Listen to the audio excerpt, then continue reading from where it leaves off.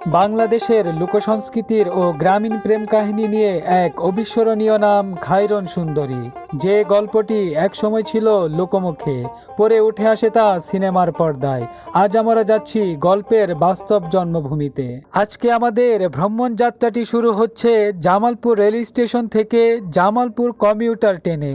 আর আজকে ভ্রমণ যাত্রাটির সঙ্গী ছিল কন্টেন্ট ক্রিয়েটর তানবীরের সাথে। আর এদিক দিয়ে ঝিকঝিক শব্দ করে যাত্রা শুরু করলো জামালপুর কমিউটার ট্রেনটি গঞ্জের উদ্দেশ্যে। দুপুরের প্রচন্ড রোদে পুপু শব্দে মুখরিত পুরো এলাকা। মনে পড়ে গেল ছোটবেলার সেই সময়ের কথা, যখন দূর থেকে পুপু শব্দ ভেসে আসতো কানে। দৌড় দিয়ে বাড়ি থেকে বের হয়ে সারি সারি গাছের আড়াল থেকে দেখতাম মালবাহী কিংবা প্যাসেঞ্জার ট্রেনগুলো। ছোটবেলার সেই জড়জীর্ণ ট্রেনগুলোর ছবি এখনো চোখে ভাসে। মনে হয় এইগুলো আরো বেশি আকর্ষণীয় ছিল। তো দেখতে দেখতে আমাদের ট্রেন চলে আসছে দেওয়ানগঞ্জ বাজার রেল স্টেশনে। এখন আমরা স্টেশন থেকে নামবো। যে আমার সাথে আছে তানবীর। হাই। দেওয়ানগঞ্জ বাজার রেল স্টেশনে নামলাম, রেল থেকে নামলাম। আর আমাদের মূল গন্তব্য হচ্ছে আমরা যাব বকশীগঞ্জ। বকশীগঞ্জ থেকে যাব হচ্ছে মেরুরচরে। আর মেরুরচরের আজকে আমাদের প্ল্যানিংটাই হচ্ছে যে আমরা মেরুরচর যে আজকে খায়রন সুন্দরী বাসাটা এক্সপ্লোর করব।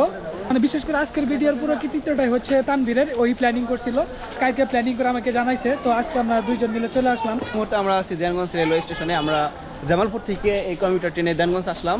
আর এখান থেকে অটো দিয়ে আমরা যাব বকশীগঞ্জ মেরুরচরে এবং গিয়ে আপনাদের পুরো ইতিহাস তুলে ধরবো। একসময় খায়রন সুন্দরী ছিল, যে খায়রন সুন্দরীর সত্য ঘটনাকে অবলম্বন করে নির্মিত হয়েছে খায়রন সুন্দরী ছায়াছবি। তো এখন এই মুহূর্তে আমরা আছি দেওয়ানগঞ্জ বেলতলি মোড়ে। এই যে বেলতলি, এটা হচ্ছে বেলতলি মোড়। আর আমরা বেলতলি মোড় থেকে যাব হচ্ছে বকশীগঞ্জের উদ্দেশ্যে। আর বকশীগঞ্জের এখান থেকে ভাড়া হচ্ছে 40 টাকা করে চাচ্ছে। তো যাই হোক, আপনারা যারা আসবেন এখান থেকে বেলতল থেকে হচ্ছে একটু দরদামাদামি করে নেবেন। ইয়েতে বকশীগঞ্জ যাবেন,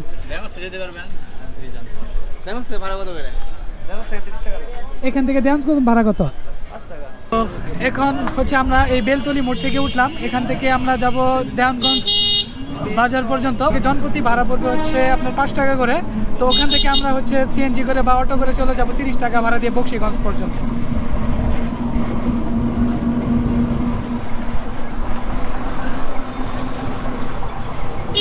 বেলতলি মোড় থেকে দেওয়ানগঞ্জ বাজারে আসলাম জনপ্রতি 5 টাকা করে অটো ভাড়া দিয়ে। আর এখন আমরা যাব বকশীগঞ্জের উদ্দেশ্যে। সামনে থেকে কোনো একটা অটো নিয়ে চলে যাব। আসলে এই বাজারটা মোটামুটি দেখলাম যে জনবহুল, মোটামুটি লোকজনের সমাগম বাজারে মোটামুটি ভালোই দেখলাম। তো আসলাম দেওয়ানগঞ্জ বাজারে। এখন আমরা এই অটো দিয়ে যাবো হচ্ছে বকশীগঞ্জে। বকশীগঞ্জে যাওয়ার পরে আবার আরেকটা রিক্সা দিয়ে যাইতে হবো মেরুরচরে। তো এটা কিন্তু আমাদের একটা লং জার্নি। এই জার্নিটা আশা করি অনেক ভালো হবে। আর আমরা যাবো একদম গ্রামের ভিতর দিয়ে। অটোতে বসে গ্রামীণ প্রাকৃতিক দৃশ্য দেখতে থাকলাম দু চোখ ভরে। এ যেন এক অপরূপ মায়া ভরা সূর্যদিগল গ্রাম। চারদিকে বিশাল বড় বড় ধানের ক্ষেত, আকাশে সাদা মেঘের ভেলা। আমার কাছে মনে হচ্ছে এ যেন এক শিল্পীর তুলিতে আঁকা ক্যানভাসের এক প্রতিচ্ছবি। আর এসব দৃশ্য দেখতে দেখতে চলে আসলাম বকশীগঞ্জ বাজারে। বাজারে এসে এখান থেকে একটা ভ্যান গাড়ি ভাড়া করে নিলাম, যেখানে আমাদের মেরুরচর পর্যন্ত ভাড়া পড়বে জনপ্রতি 30 টাকা করে। আর ভ্যান গাড়িতে চড়ে যেতে লাগলাম খায়রন সুন্দরীর বাড়ির উদ্দেশ্যে। ভ্যান গাড়িতে আমরা ছাড়াও আরো যাত্রী ছিল একজন মুরব্বী। তার মুখে শুনলাম খায়রন সুন্দরীর কিছু অজানা কথা।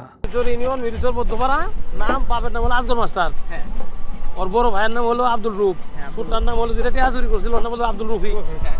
এইগুলো খায়রনের মরিচরের ঘটনা। স্বামীর বাড়ি হলো দেওয়ানগঞ্জ বরখাল, স্বামীর নাম হলো ফজল। ওপর তো পাতার ব্যবসা। হ্যাঁ, আজকে ওই বরখাল ওই টাইম বাড়ি ওই আপনার ইউতে আমরা যাইতেছি রাত খাওয়ার জন্য খায়রনের বাড়ির সাথে। খায়রনের বাড়ির উপরে নদীর মধ্যে খায়রনকে মারছে না, ওই বাড়ির উপরে একটা বিয়ের দাওয়াত খাওয়ার যাইতেছি। অত্যন্ত গ্রাম অঞ্চলে কিন্তু এখনো এই যে ভ্যানের প্রচলনটা রয়েছে। এখানকার মানুষজন তাদের জীবনধারা তারা কিন্তু এইভাবেই এই ভ্যান গাড়ি দিয়ে চলাফেরা করে।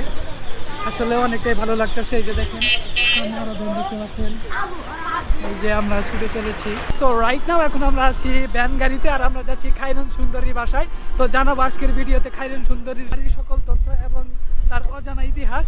আর আপনারা জানেন যে 2004 সালে ম্যাক্স বক্স অফিসে বাংলাদেশের সবথেকে ব্যবসা সফল ছবি ছিল খায়রুন সুন্দরী, যেটা কিনা আয় করেছিল 7.5 কোটি টাকা এই খায়রুন সুন্দরী ছবি। তো আজকে সেই ছবির তথ্য এবং খায়রুন সুন্দরীর অজানা ইতিহাস জানতে আমরা যাচ্ছি মেরুরচরে খায়রুন সুন্দরীর বাসায়। ওয়াও, আসলেও কি সুন্দর একটা জায়গা। দুই পাশে হচ্ছে গাছ, মাঝখান দিয়ে ছুটে চলেছি আমরা ভ্যান গাড়ি দিয়ে, বাতাসটাও বইছে সেই লেভেলের, আর আকাশটা হচ্ছে মেঘলাচ্ছন্ন, অনেকটাই ভালো লাগতেছে।